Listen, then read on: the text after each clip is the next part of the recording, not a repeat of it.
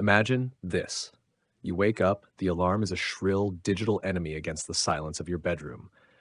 You shower, commute, sit down at a desk you barely remember choosing. You're trained for this, hired for this, and paid just enough to do it. The people around you, they're fine. The office isn't hostile, your boss isn't a monster, and yet by lunchtime, a quiet dread starts creeping in. A subtle, suffocating sense that something deep inside you is dying. Day after day, week after week, you check the clock more than your progress. You fantasize about quitting, about doing anything else, but then you keep going because this is what you're supposed to do, right? This is the definition of being a responsible adult. But what if the problem isn't you? What if you're not lazy, unmotivated, or lacking in discipline? What if the real problem is that you're stuck inside a system that was never designed with your humanity in mind? We've been told that work is noble, that effort leads to success, that showing up and grinding through the discomfort is part of becoming who we were meant to be. But deep down, millions of people feel the same unspoken truth. I hate what I do, and I don't even know why. Peter Drucker once said, people are not lazy. They simply have impotent goals, goals that do not inspire them. And that's exactly what modern work has become, a machine that robs us of purpose, while dressing up productivity as virtue. You aren't exhausted because you're soft. You're exhausted because you're spending 40 hours a week chasing goals that don't belong to you. You're sacrificing your time, your energy, even your soul for something you don't believe in, can't control, and often barely understand. And here's the twist. The system isn't malfunctioning. It's doing exactly what it was designed to do. Not to uplift you, not to liberate you, but to extract from you your labor, your obedience, your silence. And the more you feel drained, the more you're told it's your fault. Not working hard enough, not being grateful enough, not thinking positive enough. But what if this quiet misery, this aching sense that you were meant for more, isn't a dysfunction? What if it's a warning, a message from the part of you that refuses to be silenced?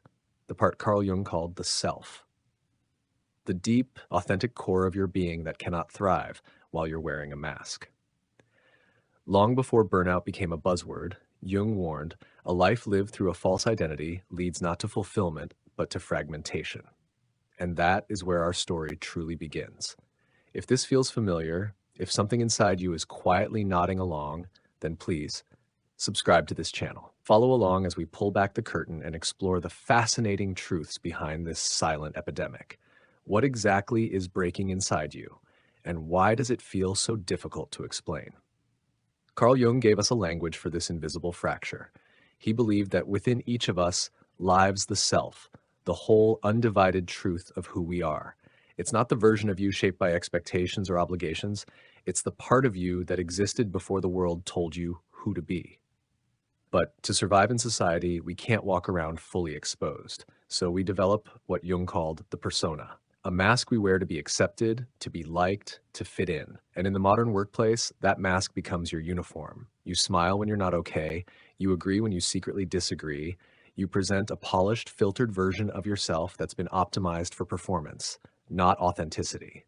Day after day, meeting after meeting, you're rewarded for how well you play the role, not how truly you show up. You become a brand, not a human being. And while the world applauds your professionalism, something inside you is slowly suffocating. Jung warned that this separation between the self and the persona creates what he called ego fragmentation. You appear composed, competent, calm, but inside you're anxious, lost, and quietly falling apart. Because when you live through a mask long enough, you begin to forget who's underneath. The person you were meant to become gets buried under deadlines, office politics, and performance reviews. You don't just lose touch with your soul. You begin to question if it ever existed in the first place. The terrifying part, this fracture doesn't scream, it whispers. It shows up as that mild irritation you can't explain, that Sunday night dread before Monday, the sudden envy when you see someone living freely. It shows up in the way your body tenses before meetings, how you can't relax even after work, how your smile feels forced more days than not. Jung once said, the most terrifying thing is to accept oneself completely. And in today's world, that's more than a spiritual challenge, it's an economic one, because the system doesn't want your full self, it wants the persona, predictable, compliant, replaceable, and yet the evidence is clear. When people work in roles that clash with their core personality types, their stress skyrockets. A 2022 MBTI Foundation report found that people whose jobs conflict with their natural temperament are nearly 3 times more likely to report chronic anxiety and burnout, not because they're weak, but because they're misaligned. This isn't just emotional pain, it's spiritual disintegration. And unless we address it, no amount of time off or promotion will fix what's breaking. And here's where the tragedy deepens. This fragmentation of the soul isn't just an unfortunate side effect of work, it's baked into the very design of the system. Because modern work wasn't created to nurture your potential. It wasn't built to help you grow, connect, or self-actualize. It was engineered specifically and methodically to produce output. The origin of your 9-to-5 misery traces all the way back to the Industrial Revolution. Before that, most people worked with their hands on their land, with a direct connection to what they created. But with factories came machines, and with machines came a new problem: how to make human beings act more like them. That's where Frederick Winslow Taylor enters the story, the father of scientific management. Taylor's obsession wasn't with human development, it was with efficiency. He believed the best worker was not the most fulfilled, but the most optimized. Someone whose every movement, every second, could be measured, analyzed, and maximized. Under Taylorism, people stopped being people. They became parts, replaceable, predictable, controllable. And that mindset didn't disappear when we moved from factory floors to open plan offices. It evolved. Today, we no longer clock in with punch cards. We clock in with KPIs, performance reviews, and productivity dashboards. Every click, every pause, every break is scrutinized not to understand your humanity, but to measure your efficiency. Jung would have called this the final stage of alienation, the moment your actions are no longer connected to your soul, when work becomes so separated from meaning that it turns into a ritual of quiet self-erasure. When you no longer ask, does this align with who I am, but only, will I hit the metric? Your identity collapses into a spreadsheet, and the system rewards compliance. It praises the so-called culture fit. But let's be honest, culture fit often just means easy to manage. It means you won't question, you won't challenge, you won't disrupt the hierarchy. You'll play your part and wear your mask, and in return, you'll be given stability, not fulfillment. But even the numbers are turning against this model.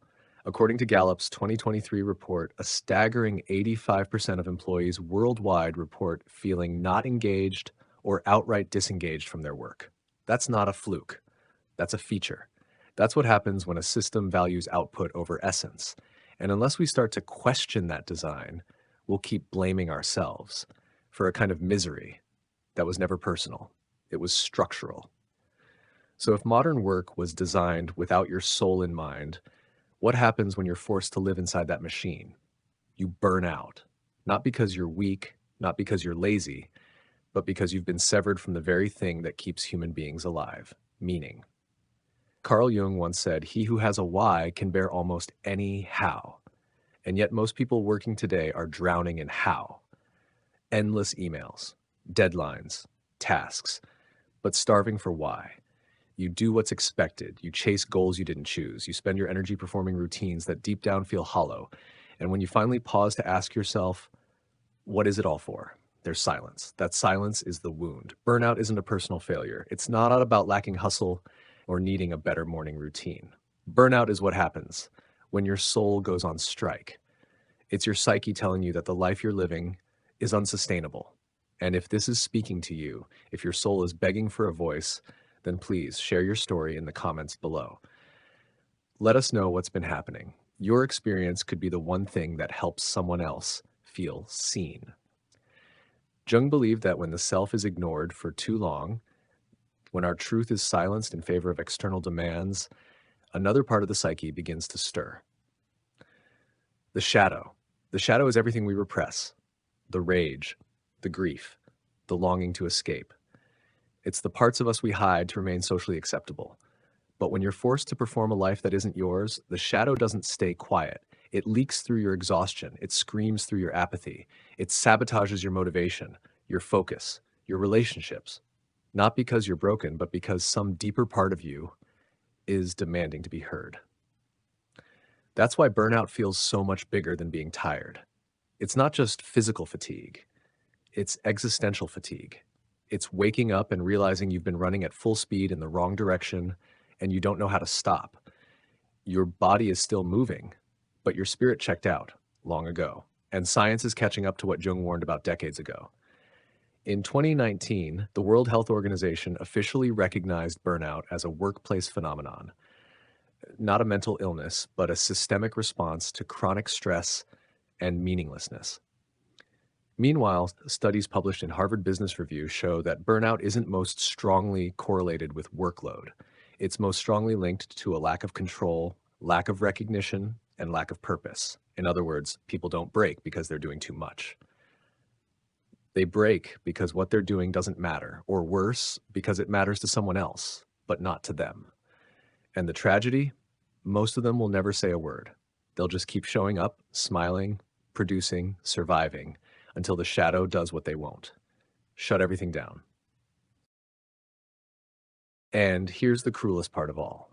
Not only does the system exhaust you, it convinces you that you deserve it. From the time you were a child, you were taught that working hard is noble, that suffering is a sign of virtue, and that if you're unhappy, it's not because something's wrong with the system. It's because you haven't pushed yourself hard enough. This isn't just pressure, it's programming. We grow up absorbing these quiet beliefs like gospel. If you're tired, work harder. If you're struggling, don't complain. If you want something better, earn the right to have it. Success takes sacrifice, they say, but they never define how much or whether what you're sacrificing is actually worth it. Over time, we internalize a toxic equation. Pain equals progress. Exhaustion equals excellence. Discomfort equals morality. So when we start to break down under the weight of meaningless work, we don't question the work. We question ourselves. Carl Jung warned of this exact phenomenon.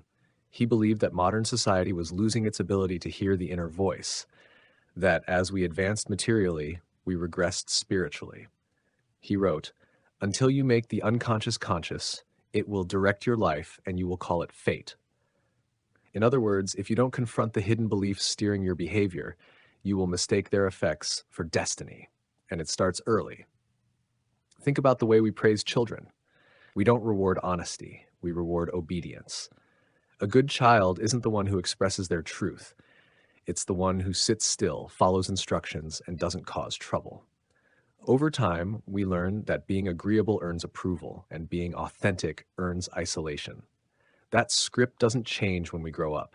It just follows us into adulthood, where our bosses replace our teachers and deadlines replace our grades. The result? By the time we reach midlife, we're no longer asking, "So what do I want?" We're asking, "Why do I feel so disconnected?" A 2021 New York Times survey revealed that nearly 70% of adults feel like they're living a life that doesn't reflect who they truly are. Not because they failed, but because they succeeded at playing a role that was never written for their soul. And when that realization finally hits, it doesn't feel empowering. It feels shameful. Because we've been trained to feel guilty for wanting ease, for craving rest, for dreaming of something more human. But here's the truth most people never get to hear. Escaping this misery doesn't always mean walking away from your job. It means walking back to yourself. Because the real problem isn't just what you do, it's what you've become in the process of doing it. You've lost contact with your core. And Carl Jung believed the only way back is through a lifelong journey he called individuation, the process of becoming who you truly are. Individuation isn't self-help fluff, it's deep inner work. It means peeling off the layers of who you were told to be at work, in relationships, in society, and rediscovering the self that existed before all that. It means you stop defining your worth by KPIs or performance reviews and start asking the deeper questions. What do I value? What do I want to build? What kind of energy do I want to bring into the world? This doesn't always mean quitting your job or burning everything down. Sometimes it means redesigning the role you already have, shifting your focus toward work that aligns with your unique temperament and natural talents. It means building your day around your inner rhythms, not just external obligations. And more than anything, it means protecting what Jung called your sacred space, a part of your life that belongs only to you. That sacred space might be small at first: 15 minutes to write in a journal, a morning walk where no one can reach you, quiet time with books that actually speak to your soul. It might mean learning to say no to what drains you, even when it's expected, or creating before you consume. The goal isn't perfection, it's alignment, and the effects are measurable. A recent Jungian therapy report showed that clients who engaged in active individuation practices experienced up to a 40% reduction in depressive symptoms over time. Not because their jobs changed, but because they did. They stopped outsourcing their identity. They reclaimed it. Even visionaries have needed that reset. Take Steve Jobs. When he was ousted from Apple in 1985, he didn't immediately launch another empire. He stepped away. He re-entered. He explored who he was without the title. And when he came back, he didn't just return with better tech. He returned with vision. He knew who he was, and the world could feel it. That's the power of individuation. Not escape, but emergence. Not rebellion, but reclamation. And that is the only foundation strong enough to hold a meaningful life. But the question remains, what does a meaningful life actually look like? If individuation is the path back to yourself, what exactly are you walking away from? For most people, the answer is this: a definition of success that was never theirs to begin with. Because somewhere along the way, success stopped being about substance and started being about signals: the right salary, the right title, the right car, house, status, applause. We were taught that if you hit those marks, you'd feel whole. But many people have reached those milestones, and instead of feeling fulfilled, they feel empty, like they've climbed a ladder only to realize it was leaning against the wrong wall. And that's the quiet betrayal modern work doesn't want you to talk about: that you can succeed on paper and still be starving inside, that you can win the game and still feel like you've lost yourself in the process. Because real success, soul deep, enduring success, has nothing to do with what you can prove to others. It has everything to do with what you can live with when you're alone, when the noise fades, when the performance ends, and when the mirror reflects not your resume, but your truth. True success isn't perfection, it's alignment. It's waking up and knowing that even if the world misunderstands you, you didn't betray yourself to be accepted. It's being able to say, I may not be the most admired, the most followed, the most envied, but I am living a life that makes sense to me. In a world addicted to applause, that kind of honesty is radical because it means you've stopped performing and started becoming. Carl Jung called it the privilege of a lifetime to become who you truly are, not who your parents expected, not who your industry rewards, not even who you thought you needed to be to survive, but who you were always meant to be before the world got its hands on you. That kind of becoming doesn't always come with a bonus or a LinkedIn update. Sometimes it comes quietly in the peace you feel after saying no, in the clarity that follows when you walk away from what looks good but feels wrong, in the joy of creating something that's never been done before simply because it's true to you. The truth is, you don't need to be extraordinary to be fulfilled. You just need to be honest.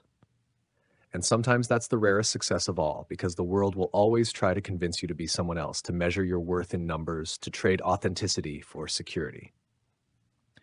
But real power, real freedom, and real peace come from doing the hardest thing of all: being yourself, unapologetically, in a system that profits when you forget. And if you've made it this far, if something inside you has been quietly nodding, aching, remembering, it's because part of you already knows. You were never the problem. Your fatigue is not failure. Your disillusionment is not dysfunction. It's awareness. It's awakening. The moment your soul starts whispering, there has to be more than this. Because the truth is, you were never meant to fit perfectly into a system designed to flatten complexity, silence curiosity, and reward only conformity. You were meant to grow, to stretch, to evolve, not just upward, but inward. You were meant to ask deeper questions, to crave meaning, to feel things others may have numbed. That doesn't make you weak. It makes you awake. So if you've been carrying guilt for not loving your job, for not thriving in a world that feels increasingly disconnected, let it go. You're not broken. You're responding exactly the way a living, breathing soul should respond when it's being asked to live a life of quiet resignation. That ache in your chest, that restlessness in your gut, that's not pathology, that's prophecy. And you're not alone. This space, this channel is for people like you, people who feel too much, think too deeply, and refuse to accept that survival is the same thing as living. Here we explore the philosophies, the questions, the forgotten wisdom that modern life tries to bury, not to escape the world, but to rebuild a stronger self within it. So if this message spoke to something real inside you, don't just scroll away. Subscribe, stay curious, stay defiant, because the journey back to yourself is not a one-time decision. It's a way of life. And sometimes all it takes is one voice to remind you of what you've always known.